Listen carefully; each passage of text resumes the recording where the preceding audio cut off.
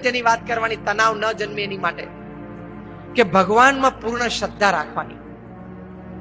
ભગવાનમાં શ્રદ્ધા એટલે અનેક પ્રકારની વાતો તમે સાંભળી હશે કે ભગવાનમાં માનવું એટલે શું, ભગવાનમાં શ્રદ્ધા એટલે શું. એ સર્વે વાતોના સારાંશ રૂપે હું તમને એક વાક્યમાં વાત કરું કે ભગવાનમાં શ્રદ્ધા એટલે શું. તો ભગવાનમાં શ્રદ્ધા એટલે એક જ વાત કે મારા જીવનમાં જે કઈ પ્રસંગ અત્યાર સુધી બન્યા છે, બની રહ્યા છે અને બનશે, એ બધા જ ભગવાનની ઈચ્છાથી બને છે, મારા સારા માટે બને છે.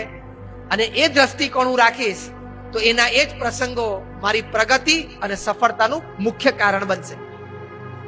આ વિચાર દ્રઢ થાય ભગવાનમાં શ્રદ્ધા કહેવાય.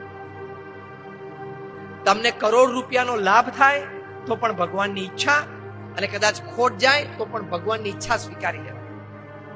તો તમને સ્થિરતા રહેશે કે સર્વ કરતા હરતા છે, એમની ઈચ્છાથી થાય છે. પણ પોઝિટિવિટી એબ્સોલ્યુટ રાખવાની કે આમાં પણ મારું કંઈક સારું રહેલું હશે.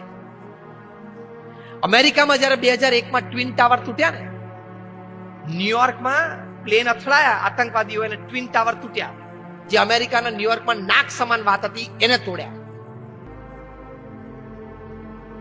એમાં સેંકડો